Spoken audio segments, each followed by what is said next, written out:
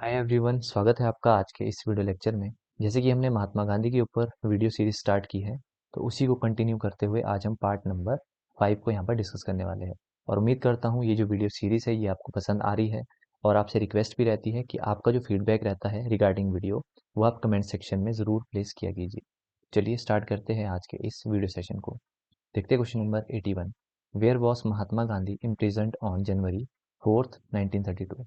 महात्मा गांधी को 4 जनवरी 1932 को कहाँ पर कैद किया गया था। देखो ये वाला क्वेश्चन क्यों इंपॉर्टेंट हो जाता है, क्योंकि महात्मा गांधी को जब यहाँ पर 4 जनवरी 1932 को कैद किया गया था, तो इसी जेल से जो है महात्मा गांधी ने पूना पैक्ट को साइन किया था। ठीक है, तो इसलिए ये वाला क्वेश्चन आपका यहाँ पर इंपॉर्टेंट हो जाता है। 4 जनवरी 1932 को महात्मा गांधी को कहाँ पर कैद किया गया था? यारवदा सेंट्रल जेल। तो राइट आंसर है ऑप्शन नंबर सी। और याद रखिएगा, इसी जेल में महात्मा गांधी ने पूना पैक्ट को भी साइन किया था। ठीक है, और पूना पैक्ट जो है किस किस के बीच साइन हुआ था? एक तो इसमें महात्मा गांधी जी थे और दूसरे कौन थे इसमें? B.R. अम्बेडकर। ठीक है, तो इन दोनों के बीच पूना पैक्ट साइन हुआ था। और क्वेश्चन आपका इस तरह से भी बन सकता है कि किस डेट को महात्मा गांधी को यारदा जेल में कैद किया गया था। ठीक है, तो वो डेट भी आप याद रखो, 4 जनवरी 1932। क्लियर। अगला क्वेश्चन है question number 82। When was the Poona pact sign between Mahatma Gandhi and B.R. Ambedkar. अभी हमने बात भी की थी। तो सबसे पहले तो आपने यहाँ से जो पॉइंट याद रखना है कि पूना पैक्ट किसके बीच साइन हुआ, तो ये हुआ था महात्मा गांधी जी और B.R. अम्बेडकर के बीच। क्लियर। और किस डेट को ये साइन हुआ था? तो विद डेट आपने याद रखना है 25 सितंबर 1932। ठीक है, तो इसका राइट आंसर क्या है? Option number A. अगला क्वेश्चन है question number 83। The All India Untouchability League was later renamed as. Akhil Bharatiya Asprishyata league का बाद में नाम बदलकर क्या रखा गया था? तो स्टार्टिंग से ही इस क्वेश्चन का पोस्टमार्टम करते हुए चलते हैं। तो बात है 30 सितंबर 1932। इस डेट को क्या हुआ था? इस डेट को महात्मा गांधी जी ने एस्टेब्लिश की थी ऑल इंडिया अनटचेबिलिटी लीग। तो आपने याद रखना है ऑल इंडिया अनटचेबिलिटी लीग को कब एस्टेब्लिश किया गया था। वैसे तो ईयर ही याद रखो 1932, अगर डेट भी याद रख सकते हैं तो 30 सितंबर। अब देखो, इस लीग को एस्टेब्लिश करने के पीछे का मेन मोटिव क्या था? महात्मा गांधी जो है वो अनटचेबिलिटी जो है सोसाइटी से रिमूव करना चाहते थे। ठीक है, अब जो ये लीग यहाँ पर महात्मा गांधी जी ने एस्टेब्लिश की थी, इसका नाम बदलकर क्या कर दिया गया था? हरिजन सेवक संघ। क्लियर। तो ये जो लीग यहाँ पर महात्मा गांधी जी ने एस्टेब्लिश की थी, इसका नाम बदलकर क्या कर दिया गया था? हरिजन सेवक संघ। और इसका जो हेडक्वार्टर रखा गया वो था दिल्ली में। और अगर पर्टिकुलर मैं आपको बताऊं तो कहाँ पर जो है इसका हेडक्वार्टर रखा गया था? Kingsway camp. Kingsway camp. ठीक है, जो कि दिल्ली में सिचुएटेड था। तो हेडक्वार्टर भी याद रखना है। और किसका नाम बदलकर हरिजन सेवक संघ रखा गया ये भी आपको बता दिया। कब इसको एस्टेब्लिश किया गया वो भी मैंने आपको यहाँ पर डिस्कस किया। तो यहाँ पर आते हैं इस क्वेश्चन पे। यहाँ पर पूछा गया था ऑल इंडिया अनटचेबिलिटी लीग, इसका रीनेम करके क्या रखा गया था? तो इसका नाम बदल कर दिया था हरिजन सेवक संघ। अगले क्वेश्चन की बात करते हैं question number 84। Where was the headquarter of the Harijan Sevak Sangh located. अभी हमने बात की इसका हेडक्वार्टर कहाँ पे था? किंग्सवे कैंप, जो कि दिल्ली में सिचुएटेड था। तो इसका right answer option number B. इसी में ही एक दो पॉइंट्स हम और डिस्कस कर लेते हैं। जब इस लीग को देखो फाउंड किया था, तो इसके फाउंडिंग प्रेसिडेंट कौन थे? तो प्रेसिडेंट भी आपने इस लीग के याद रखने हैं। तो इस लीग के प्रेसिडेंट थे घनश्याम दास बिरला। अभी हम बात भी करेंगे। ठीक है, और इसके जो सेक्रेटरी बनाए गए वो थे अमृतलाल ठक्कर। तो इसकी भी हम यहाँ पर लेटर में डिस्कशन करेंगे। अगले क्वेश्चन की तरफ मूव करते हैं। Question number 85। Who was the founding president of the Harijan Sevak Sangh. देखो अभी हमने बात की थी कि महात्मा गांधी जी ने ऑल इंडिया अनटचेबिलिटी लीग को यहाँ पर एस्टेब्लिश किया था वर्ष 1932 में। फिर इसका नाम बदलकर क्या कर दिया गया था? हरिजन सेवक संघ। ठीक है, तो यहाँ पर बोल रहे हैं कि हरिजन सेवक संघ के जो फाउंडिंग मेंबर है वो कौन थे? अभी हमने बात भी की थी। तो इसके फाउंडिंग मेंबर कौन थे? घनश्याम दास बिरला। तो right answer is option number C. और वहीं हमने इसके सेक्रेटरी की भी बात की थी कि इसके सेक्रेटरी कौन थे। तो इसके सेक्रेटरी भी आप याद रख लो, अमृतलाल ठक्कर। तो ये इसके क्या थे? सेक्रेटरी। क्लियर। अगले क्वेश्चन की तरफ मूव करते हैं। Question number 86। When was the civil disobedience movement officially suspended. देखो, जो CDM था इसको सस्पेंड किया गया था वर्ष 1933 में। तो इसका राइट आंसर है ऑप्शन नंबर सी। और एक क्वेश्चन और भी यहाँ से बनता है कि किस वर्ष जो है CDM को ऑफिशियली जो है विड्रॉ कर दिया गया था। तो विड्रॉ किया था इसको 1934 में। ठीक है, तो इसको सस्पेंड किया था 1933 और इसको जो है विड्रॉ किया था 1934। तो दो ईयर आपने CDM से याद रख लेने हैं। अगला क्वेश्चन है question number 87। Mahatma Gandhi undertook his longest fasting. देखो जैसे कि मैंने आपको बताया कि महात्मा गांधी 1932 में कौन सी जेल में थे? यारप्ता जेल में। तो फाइनली 8 मई 1933 इस डेट को महात्मा गांधी जेल से रिलीज हो जाते हैं, ठीक है। और जैसे ही महात्मा गांधी जेल से रिलीज होते हैं तो उन्होंने हरिजन की जो कंडीशन है उसके ऊपर उन्होंने मेन काम करना स्टार्ट किया, और हरिजन की कंडीशन को सुधारने के लिए ही महात्मा गांधी ने फास्टिंग का यहाँ पर रास्ता अपनाया था, ठीक है। तो सबसे लॉन्गेस्ट जो फास्ट रखा था महात्मा गांधी जी ने, वो रखा था 21 दिनों का। तो 21 डेज का इन्होंने लॉन्गेस्ट फास्ट रखा था। क्लियर? देखो, महात्मा गांधी जी ने अपनी पूरी लाइफ में 17 फास्ट रखे थे। इन 17 फास्ट में सबसे ज़्यादा जो लॉन्गेस्ट फास्ट रखा महात्मा गांधी जी ने वो था 21 दिनों का। और ये जो है किस वर्ष रखा था? वर्ष 1933 में। तो इसका राइट आंसर क्या है? Option number C. अगला क्वेश्चन है question number 88। When did Mahatma Gandhi begin the Harijan Yatra country wide tour to abolish untouchability? Mahatma Gandhi ने अस्पृश्यता को समाप्त करने के लिए देशव्यापी यात्रा हरिजन यात्रा कब शुरू की थी? तो वो आपसे क्वेश्चन पूछा जाएगा कि महात्मा गांधी जी ने हरिजन यात्रा को कब शुरू किया था। तो हरिजन यात्रा को शुरू किया था महात्मा गांधी ने 7 नवंबर 1933। तो इसका राइट आंसर क्या है? ऑप्शन नंबर ए। देखो, इस यात्रा से रिलेटेड और कुछ एक पॉइंट्स हम यहाँ पर जानेंगे। महात्मा गांधी ने जो हरिजन यात्रा है ये कहाँ से स्टार्ट की थी? तो ये स्टार्ट की थी वृद्धाश्रम, ठीक है। तो इस आश्रम से महात्मा गांधी जी ने इस यात्रा को शुरू किया था, और उन्होंने जो है कंट्री वाइड जो टूर बनाया था वो कितने माइल्स का था? तो वो था 12,500 माइल्स का। और ये जो इन्होंने यात्रा शुरू की थी उसके पीछे मेन पर्पस क्या था कि गांधी जी जो अनटचेबिलिटी थी उसको खत्म करना चाहते थे। क्लियर? अब इसी यात्रा के दौरान महात्मा गांधी जी ने क्या क्या यहाँ पर करना स्टार्ट किया? तो उन्होंने टेम्पल में जो है टेम्पल में उन्होंने एंट्री मूवमेंट को स्टार्ट किया। क्लियर? ये क्वेश्चन पूछा जाता है इसीलिए मैं आपको बता रहा हूँ। तो टेम्पल एंट्री मूवमेंट उन्होंने इस यात्रा के दौरान शुरू किया, ठीक है। और इसका बाद में कुछ जो हिंदू ऑर्थोडॉक्स थे उन्होंने विरोध करना भी स्टार्ट किया। और फाइनली जो है गांधी जी के ऊपर जो है गांधी की कार के ऊपर एक बम अटैक भी हुआ था, उसकी भी हम लेटर में चर्चा करेंगे। तो बस आपने यहाँ पर ये याद रखना है कि इस यात्रा को शुरू कब किया गया था? 7 नवंबर 1933। कहाँ से शुरू किया गया था? वृद्धाश्रम से। और टोटल लंबाई कितनी थी इस यात्रा की? 12,500 माइल्स। क्लियर? अगला क्वेश्चन है question number 89। What movement did Mahatma Gandhi initiate during the Harijan Yatra? अभी हमने बात की हरिजन यात्रा के दौरान महात्मा गांधी ने कौन कौन से मूवमेंट स्टार्ट किए थे? तो उन्होंने टेम्पल एंट्री मूवमेंट को स्टार्ट किया था। तो इसका राइट आंसर है ऑप्शन नंबर बी। अगला है question number 90। On what date did the bomb attack on Gandhi car occur during Harijan Yatra? अभी हमने बात भी की थी कि गांधी जी ने हरिजन यात्रा को कब शुरू किया था? 1933 में।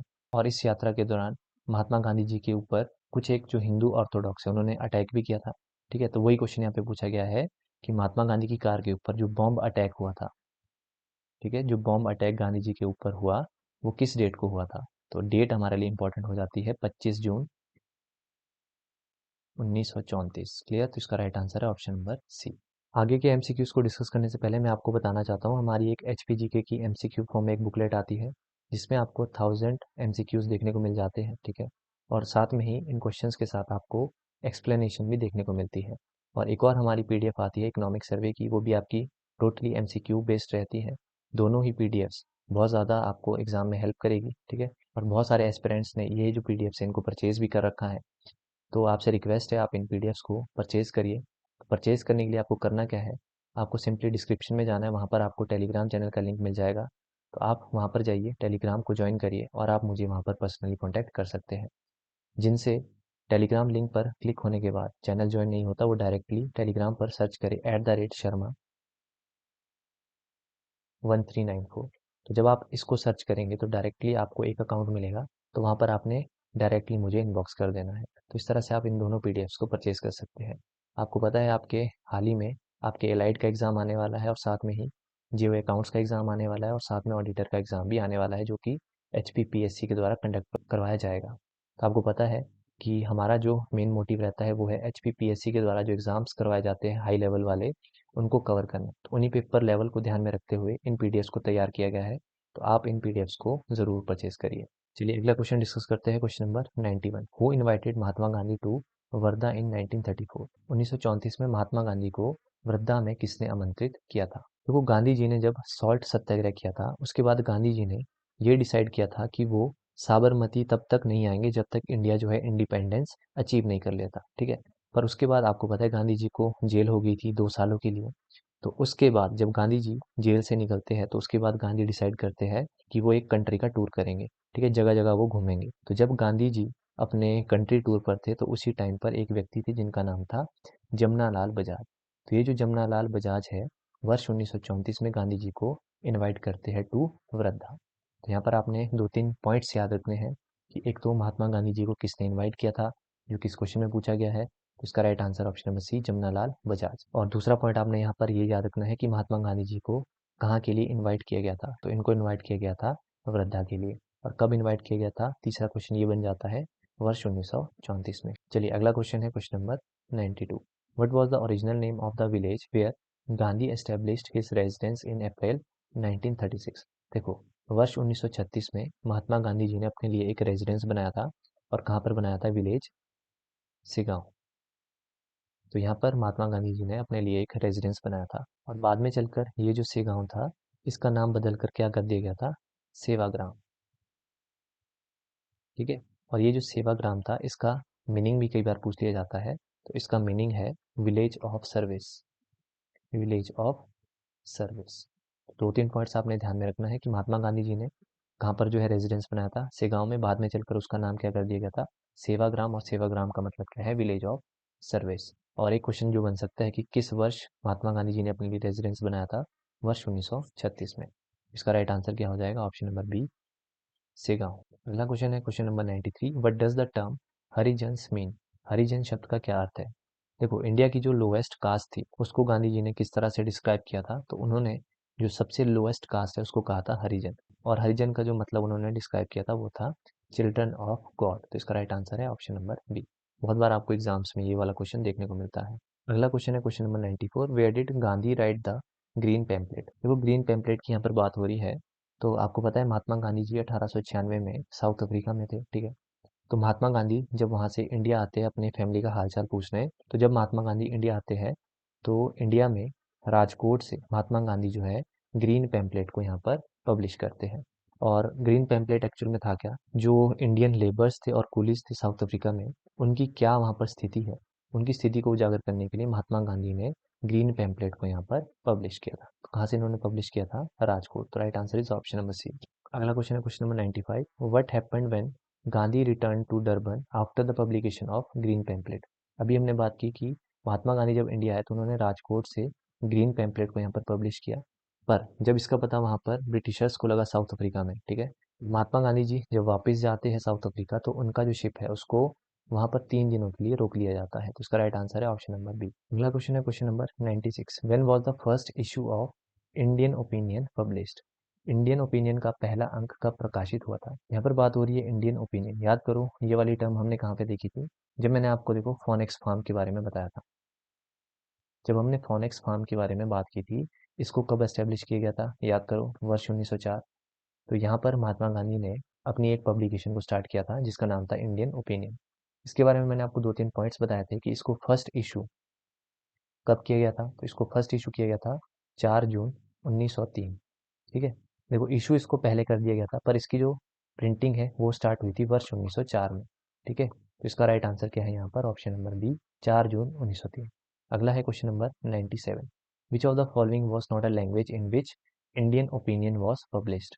तो देखो, इंडियन ओपिनियन को स्टार्टिंग में 4 लैंग्वेजेस में पब्लिश किया गया। वो 4 लैंग्वेजेस कौन सी थी? इनके आप नोट्स बना लो। First one is Gujarati, second one is Hindi, third one is Tamil and fourth one is English. और बाद में चलकर जो इसका गुजराती पब्लिकेशन था उसको बैन कर दिया गया था। तो 4 लैंग्वेजेस में इसको पब्लिश किया गया था। तो आते हैं इस क्वेश्चन पे। तो गुजराती में इसको पब्लिश किया गया था, हिंदी में किया गया था, तमिल में किया गया था। किस में नहीं किया गया था? तो बंगाली में इसको पब्लिश नहीं किया गया था। क्लियर? तो इसका right answer option number D. अगला क्वेश्चन है question number 98। Who was the owner of the international press where Indian opinion was published? Indian opinion प्रकाशित होने वाले अंतर्राष्ट्रीय प्रेस का मालिक कौन था? तो इंडियन ओपिनियन जहाँ पर पब्लिश होता था वहाँ के मालिक कौन थे? Madanjit Vinayak. Right answer is option number C. अगला क्वेश्चन है question number 99। In what year was the Hind Swaraj written? Hind Swaraj किस वर्ष लिखा गया था? तो देखो, बहुत बार ये क्वेश्चन जो है एग्जाम में पूछा जाता है। तो ये ईयर था वर्ष 1909। Right answer is option number B. और हिंद स्वराज के बारे में अगर मैं आपको बताऊं तो ये डायलॉग फॉर्मेट यानी कि क्वेश्चन आंसर फॉर्म में जो है इसको लिखा गया है, ठीक है। और इसमें जो है डायलॉग्स किसके बीच है, रीडर के बीच और एडिटर के बीच, ठीक है। तो डायलॉग इसका क्या है, क्वेश्चन आंसर बेस्ड। अगला क्वेश्चन है question number 100। Where was Gandhi travelling when he wrote Hind Swaraj. जब गांधी जी ने हिंद स्वराज लिखा था तब वे कहाँ पर यात्रा कर रहे थे। तो गांधी जी कहाँ पर यात्रा कर रहे थे, लंदन से साउथ अफ्रीका। तो right answer is option number A. अगला क्वेश्चन है 101। Which of the following professions does Gandhi criticize in Hind Swaraj for making Indian poorer. Bharat को गरीब बनाने के लिए गांधी जी ने हिंद स्वराज में निम्नलिखित में से किस पेशे की आलोचना की थी। तो उन्होंने हिंद स्वराज में किसकी आलोचना की थी, लॉयर्स और डॉक्टर। तो इसका राइट आंसर है ऑप्शन नंबर बी। अगला क्वेश्चन है question number 102। What was the language of the weekly publication young India that Gandhi edited. Gandhi द्वारा संपादित साप्ताहिक प्रकाशन यंग इंडिया की भाषा क्या थी। देखो, यंग इंडिया जो गांधी ने पब्लिश किया था, इसको जो है देखो इंग्लिश भाषा में लिखा गया था। सबसे पहले तो आपने ये याद रखना है, और ये आपका वीकली पब्लिकेशन आता था। दूसरा पॉइंट आपने ये याद रखना है। और इसको जो है कब से कब तक पब्लिश किया गया था, तो इसको 1919 से 1931 तक पब्लिश किया गया था। तो आते इस क्वेश्चन पे यहाँ पर पूछा गया था कि इसको जो है किस लैंग्वेज में पब्लिश किया गया, तो इसकी लैंग्वेज थी इंग्लिश। अगला क्वेश्चन है 103। During which year was young India published. किस वर्ष के दौरान यंग इंडिया प्रकाशित हुआ था। अभी हमने बात भी की थी, यंग इंडिया को पब्लिश किया गया 1919 से लेकर 1931। तो इसका राइट आंसर है ऑप्शन नंबर बी। इसकी लैंग्वेज क्या थी, इंग्लिश, और ये एक वीकली पब्लिकेशन थी। अगला है question number 104। Which publication did Gandhi start in 1933 that was published weekly in English. Gandhi ने 1933 में कौन सा प्रकाशन शुरू किया जो साप्ताहिक रूप से अंग्रेजी में प्रकाशित होता था। एक और इंग्लिश में पब्लिकेशन थी और वो भी वीकली पब्लिश होती थी, पर उसकी जो डेट है वो थी पब्लिश होने की 1933। तो 1933 में गांधी की कौन सी पब्लिकेशन पब्लिश हुई, हरिजन, ठीक है। तो इसका राइट आंसर क्या हो जाएगा, ऑप्शन नंबर सी। कई बार ये भी क्वेश्चन पूछ लिया जाता है कि हरिजन को किस वर्ष जो है वो पब्लिश किया गया था, तो वर्ष 1933। अगला है question number 105। Which of the following was the Gujarati version of Gandhi's publication for the upliftment of untouchables. अछूतों के उत्थान के लिए गांधी के प्रकाशन का गुजराती संस्करण निम्नलिखित में से कौन सा था। देखो, गांधी ने गुजराती में भी एक पब्लिकेशन दी थी, उसका नाम था हरिजन बंधु। तो इसका राइट आंसर है option number B. Harijan Bandhu की लैंग्वेज क्या थी, गुजराती। अगला है question number 106। In which language was Harijan Sevak published. देखो, हरिजन सेवक को पब्लिश किया गया था हिंदी लैंग्वेज में। इसका राइट आंसर है ऑप्शन नंबर सी। अभी हमने बात की थी, देखो हरिजन बंधु, हरिजन बंधु की लैंग्वेज थी गुजराती, ठीक है। कंफ्यूज नहीं होना। अगला है question number 107। What is the title of Gandhi's autobiography. सभी को ये मैक्सिमम को पता होता है। गांधी की ऑटोबायोग्राफी का टाइटल है माई एक्सपेरिमेंट्स विद ट्रुथ। तो right answer is option number B. देखो, स्टार्टिंग में महात्मा गांधी की जो ऑटोबायोग्राफी है इसकी लैंग्वेज थी गुजराती, पर बाद में इसको ट्रांसलेट कर दिया गया था इंग्लिश में। और क्वेश्चन आपसे पूछा जाता है कि किस व्यक्ति के द्वारा गांधी की ऑटोबायोग्राफी को गुजराती से इंग्लिश में ट्रांसलेट किया गया था। तो वो व्यक्ति थे महादेव देसाई। अभी हम बात भी करेंगे। बढ़ते हैं अगले क्वेश्चन की ओर। Question number 108। In which language did Gandhi originally write his autobiography. तो गांधी की ऑटोबायोग्राफी किस लैंग्वेज में थी, गुजराती। बाद में इसको कन्वर्ट कर दिया गया था इंग्लिश में। अगला है 109। Who translated Gandhi's autobiography into English. मैंने आपको अभी अभी बताया, श्री महादेव देसाई ने इसको ट्रांसलेट किया था। अगला है question number 110। Up to which year does Gandhi autobiography my experiment with truth cover his life. तो इसमें जो है गांधी की 1921 तक की जो लाइफ है उसके बारे में बताया गया है। अगला क्वेश्चन है 111। In 1939 Gandhi wrote a request letter to which world leader asking to avoid war. 1939 में गांधी ने युद्ध से बचने के लिए किस विश्व नेता को अनुरोध पत्र लिखा था। तो इंपॉर्टेंट क्वेश्चन है। तो गांधी जी के द्वारा एक लेटर लिखा गया था, वो व्यक्ति थे एडोल्फ हिटलर। तो इसका राइट आंसर है ऑप्शन नंबर सी। तो यहीं तक ही इस वीडियो सेशन को रखते हैं। आपको वीडियो कैसा लगा कमेंट करके ज़रूर बताइएगा, और अगर आप चाहते हैं कि मैं किसी भी टॉपिक पर वीडियो लेकर आऊँ तो आप उस टॉपिक का जो नाम है वो आप कमेंट सेक्शन में ज़रूर मेंशन करना। तो चलिए मिलते हैं नेक्स्ट वीडियो में। Till then bye bye.